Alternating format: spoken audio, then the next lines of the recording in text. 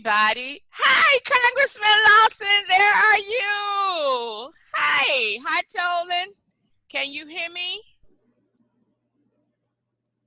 Okay, so connecting to audio. Can you hear me?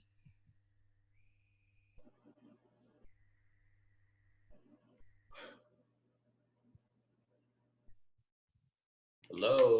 Hi, Congressman Lawson and Tolan. Thank you so much. Good to see you. You look better. You look better. Hey, thank you. Thank you. You all look great. Thank you. Congressman Lawson, I want to introduce you to Madeline Udaverly. She is part of Startup Grind headquarters. Okay. And she's helping me get the logistics and things set up for us to meet today. So we had a last minute glitch with the link, but she came to the rescue to fix it. That's wonderful, yeah. Yeah, so we're going to go ahead and get started. What's going to happen is you won't see it. Only person you're going to see is me and you, like we having a casual conversation, and all the attendees, they're going to put their questions in the Q&A button that you're going to see. Okay. So questions that you don't see or miss, I'm going to repeat them to you to answer after we have a discussion. And they also going to be communicating in the chat that Madeline, as well as one of my team members, is going to help moderate, and some of your team members, as far as your website, how to follow up with you after this interview, that wants to get more information, whether they're an individual, but mainly a small business owner. That's our focus today. Okay. So other than that, I just want to welcome everyone that's listening and watching. Teresa Gamble, the chapter director for Jacksonville, Florida, which is Congressman Lawson's district of North Florida. I am also the founder and CEO of CRPC Consulting. I'm an administrative management consulting firm. I work with entrepreneurs on operational best practices, how to communicate their value and connect them with matchmaking vendor resources to help them do what they do best. So today we have the honor and the pleasure to have a conversation with Congressman Al Lawson about this amazing CARES Act that he was very instrumental initially rolling out, about the cares and concerns for our community in North Florida. And I just am honored that he made the time and the space to speak with us, as well as we're celebrating Amazon Web Services Mentorship Month. So you are a highlighted featured mentor for this month. And we just want to thank you in exhuming the value in your role as being a mentor, from being a basketball coach from FSU, and you taking those basketball strategies and you bringing them to Congress to help your community. So Congressman Lawson, tell us a little bit about your why, your role, what you've done in Congress, to get to this position, and tell us, what did it look like putting the CARES Act together for all of us? Well, thank you for having me, and I think that's a great way to start off this morning. I serve on the Financial Services Committee, and financial services that is led by the chairperson, Maxine Waters. It is a significant committee, one of the what they call in Congress, one of the basic committees where they don't really want you to serve on any committees except those, because there's so much involved. And on the Financial Service Committee, we're involved with all the financial institutions, banks, credit unions, payday loans, you just really name it. And that's what we are involved in. So working on this committee, much of what came out to help small businesses really came out of the Financial Services Committee. And so we were in a negotiation with Wells Fargo, Bank of America, JP Morgan Chase, all of the major banks, to make sure that this stimulus package that we have right now are going to benefit small business, not necessarily Wall Street like it did before in 2007 and 2008, where Wall Street would really bail out, but Main Street was not really a part of the solution. So this time we wanted to make sure with this pandemic that we are faced with, how do you get money down to small businesses and in the hands of everyday people who have lost their jobs and are not able to work and so forth. So, that's the reason why we certified $377 billion to get down to small businesses. And to deal with those banks that already been loaning, that have affiliated with SBA. And, you know, you really want people to know that that this money is not for the IRS. You know, the IRS is not going to take any money from them if they owe money to IRS. This money is to come down to them. And so the reason why I know it's coming down, my granddaughter in Atlanta called me yesterday and told me she got her $1,200. So but I hope that helped you in school at Georgia State. You know, That's good. Yeah. But to make sure that that small businesses, especially barbershops, beauty shops, nail shops, any small business can benefit from them. That we remove a lot of the obstacles out of the way, and so the small business that get the Paycheck Protection Plan, which is more like a grant, it can be forgivable as long as they go and through the right process and keep people working, keep paying the rent, keep paying the utilities, and to keep the shop going. And then if they apply for an additional money, then that would be evaluated by SBA, and then it'll be considered how much you get. And those are low interest loans. Some of them are no interest loan, but on the average, we want to make sure that, well, all of us understand on financial services that small businesses drive this economy. Right. Really not the big corporations, it's small business. And so small businesses is where action is that drives the economy in Florida and throughout America. So that's where we were. And I had specific emphasis in the process on the committee to make sure we have small business, because I had been a small business owner before I went to Congress almost 36 years.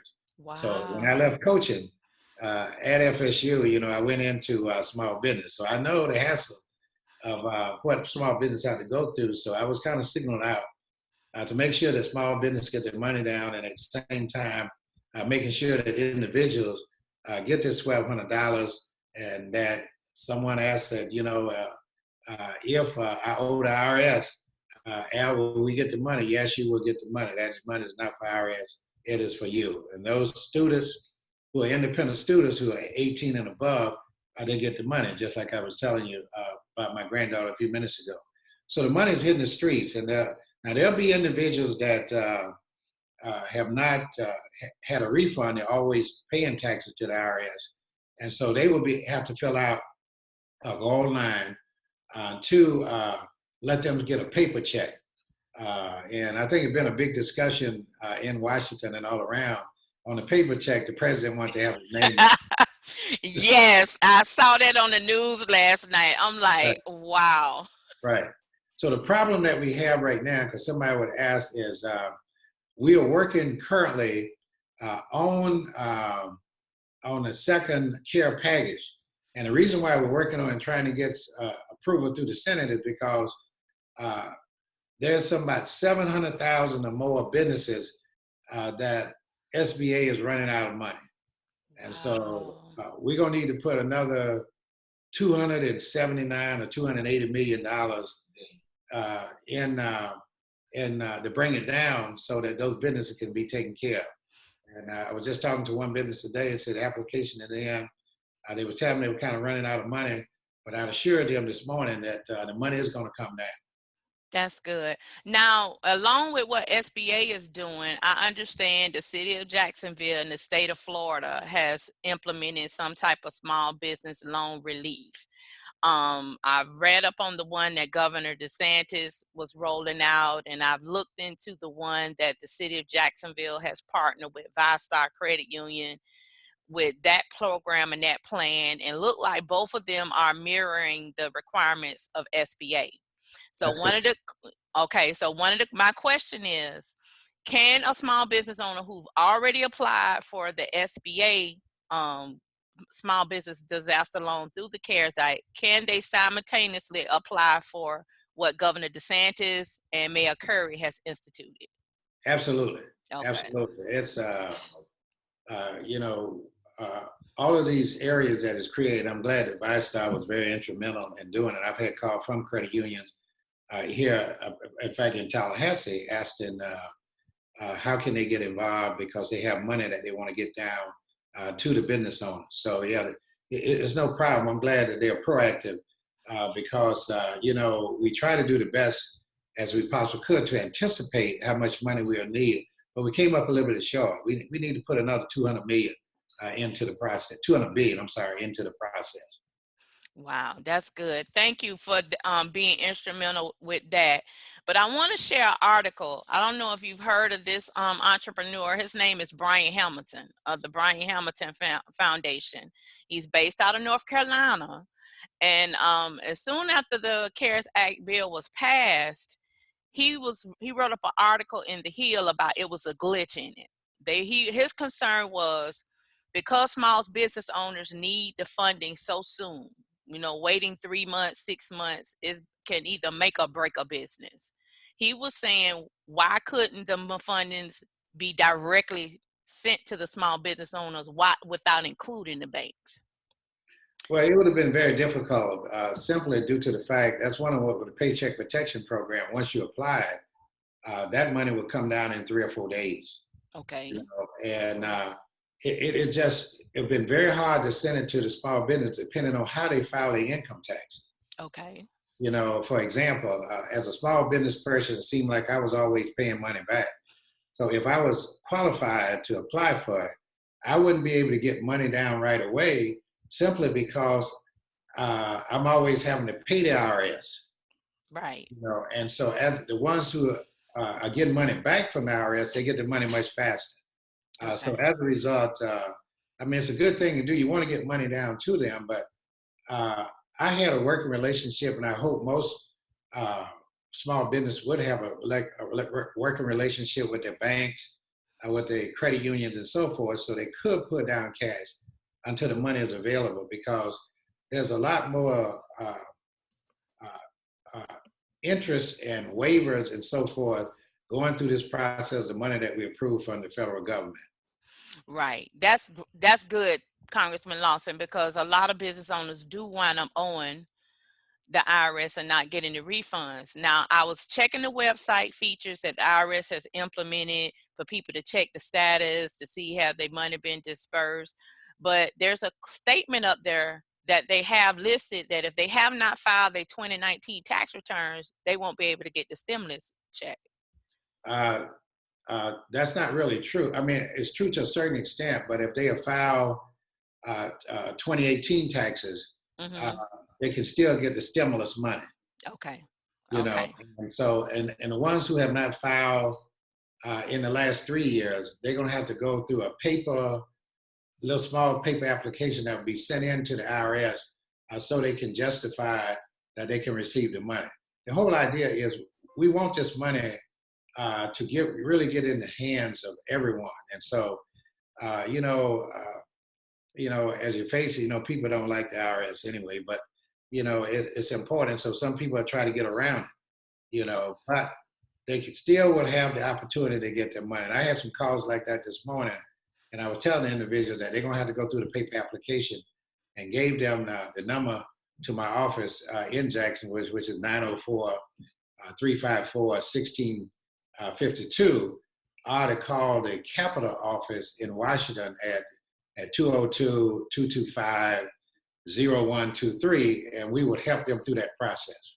That is very commendable of you. See, that's what makes you the perfect mentor this month for Startup Grind, because you're giving out a phone number for a person to pick up the phone to call you to ask questions. You're not sending them to a website. You're not having them fill out a questionnaire. You're being relevant. So I just want to commend you for providing that value to that.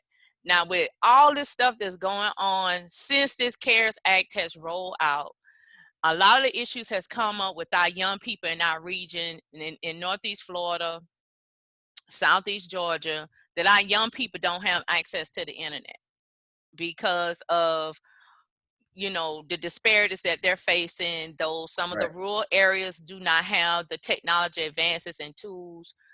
In this second wave of the CARE Act, what would that include to help those rural counties, those rural mayors, to make sure these children are still getting their education while they're at home under the stay-at-home order? That's a very good question. Yesterday, we were on the phone in financial services for about 4 hours. And it was mentioned because, in this district I'm in, there's a lot of rural areas from, when you think about from the Chattahoochee River to the St. Johns River in Jacksonville, which is around 260 miles.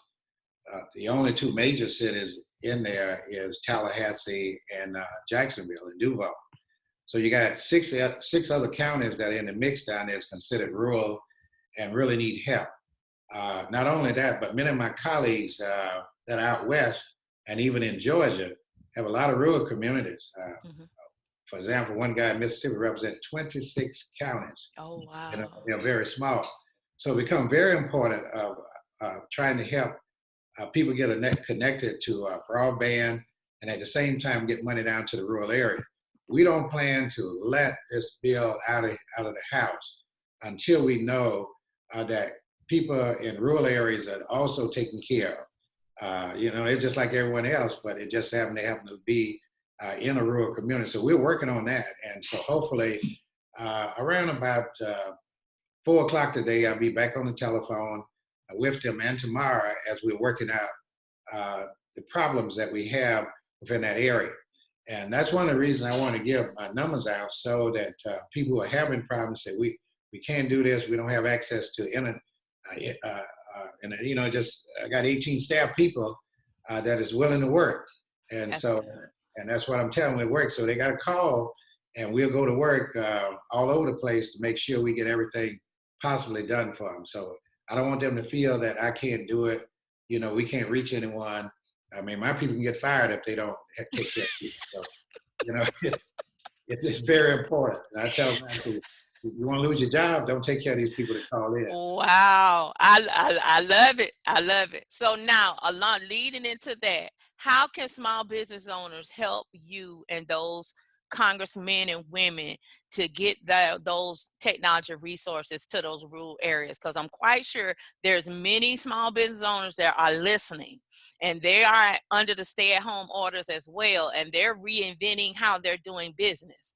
Right. So what can these small business owners do to help you in the initiative or either the Congress make sure the rural communities get up to speed? So not just the children, the small business owners, that they can be able to stay relevant while we under the stay-at-home order. Well, if you notice, and this is amazing throughout America, is people are beginning to say, how else can I operate my business so I can make a profit, make some income during these difficult times? And so it's giving them the opportunity to think about what they can do.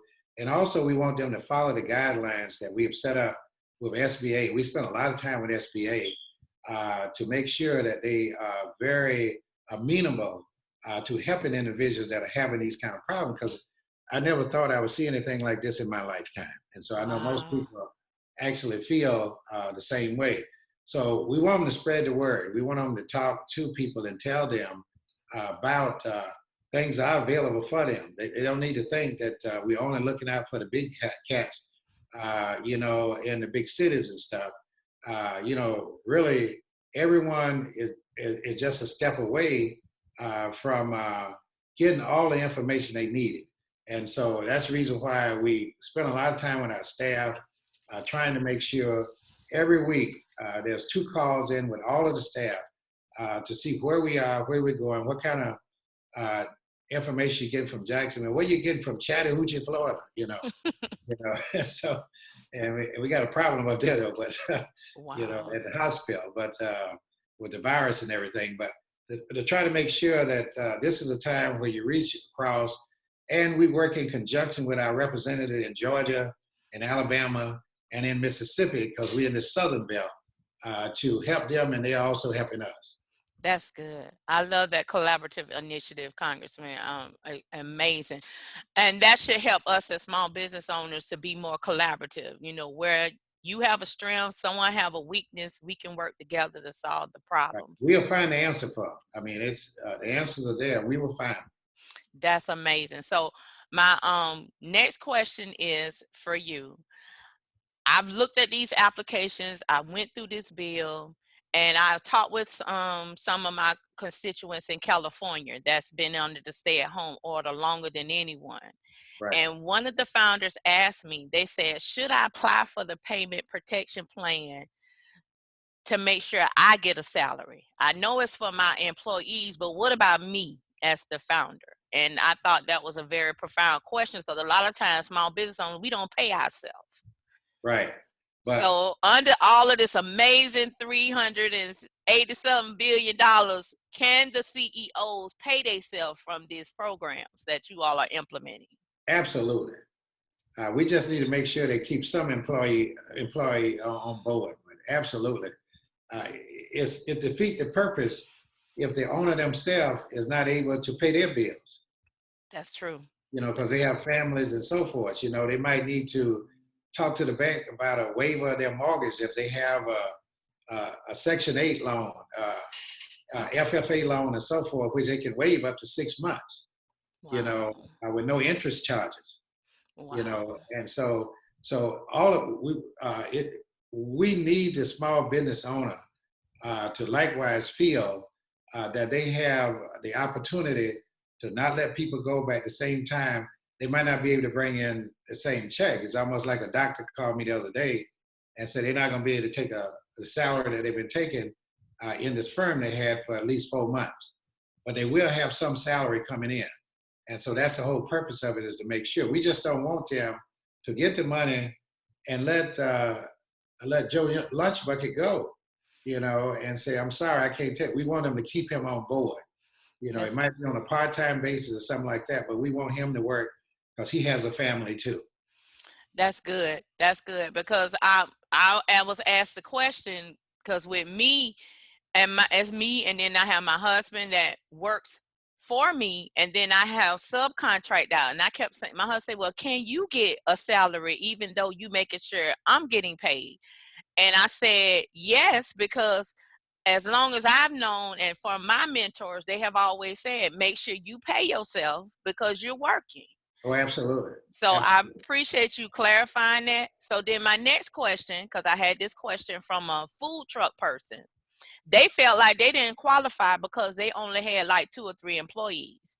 I told them to apply anyway. So Absolutely. Am I right to tell them that, Congressman? You're right to tell them. Even the gig employees like Uber and Lyft, they can apply, and I got them applying. That's great. That's great. So everybody is affected by this area. So the food truck need to know, and I know I see sometimes 2 or 3 people in there working, they qualify. That's great. So, Congressman, I don't want to hold your time because I know you have a full schedule today. What are your final thoughts that you want to share with small business owners who either online now, live listening to you, and will see this video replay later on today? What would you like to tell them what to expect in the second wave of the stimulus? And I know we got to have patience for us to get the money.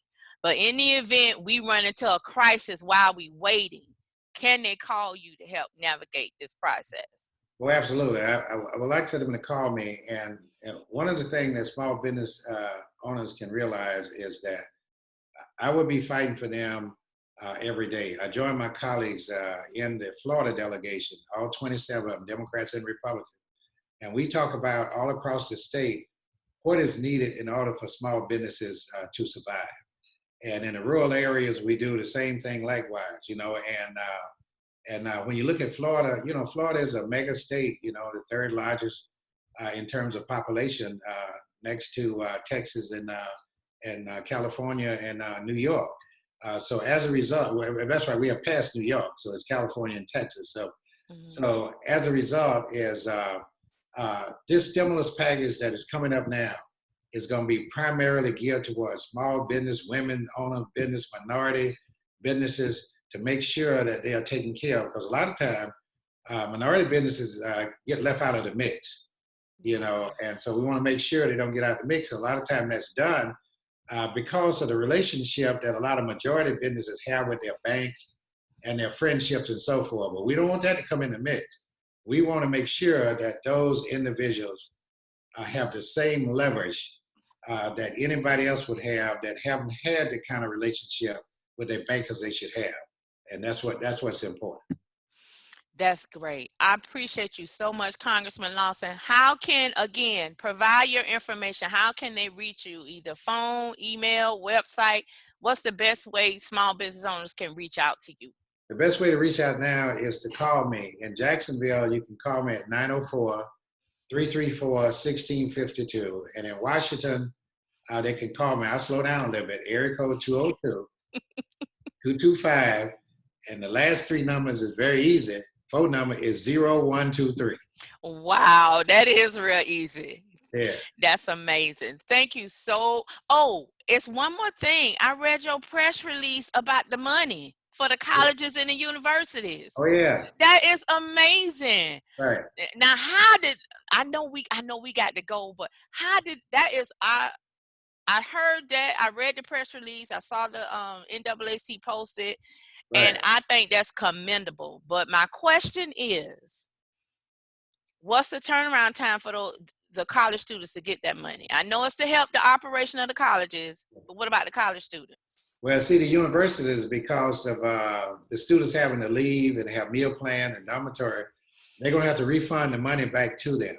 Right. And so they needed the money. And so what we did, you know, if you notice, I have about 6 institutions in this district, from TCC, State College, FSU, FAMU, North Florida Community College, Everett Waters, JU, University of North Florida, the college down in Lake City. And so they needed these funds. And I've been getting congratulation letters from them because I've been, Mr. Scott, Congressman Scott is over Education Committee in Congress, and I had a very good relationship with him. And so we worked on this. And so we were able to do it. And I've been getting calls. I got a call from FSU and said, you don't know how much we need this money when we got to refund $12 million back to Oh my God, that's a blessing. Again, I appreciate you so much for being exemplified the value as a congressman, a statesman, a senator, mentor for this month, and to let people know how you are constantly providing value, that you just not sitting on your hands and not doing nothing. You are working and you making sure your team is working. And for that, I want to thank you and your entire team in Washington and Jacksonville, Florida, for everything that y'all do. Keep impacting, keep getting the money and funding to us, and we will constantly continue to support you. We thank you. We're going to get through this crisis together. Yes, we are. So thank you so much for your time. Thank everyone for listening. This is Teresa Gamble, the chapter director of Startup Grind. We operate locally, but we have an extension of a global entrepreneur community of 3.5 million entrepreneurs in 125 countries. And you have just heard from Congressman Lawson in Washington, D.C., who served on the Finance Committee on the CARES Act that was recently passed in April. So again, if you need to contact the congressman, make sure you do so at his office in Washington, D.C., and his office in Jacksonville, Florida. I will share this information on all the social media platforms so you can reach out to the congressman. Thank you so much, Congressman Lawson, and much success. And we will be praying that the second wave of the CARES Act goes through. Thank you, and be safe. You too.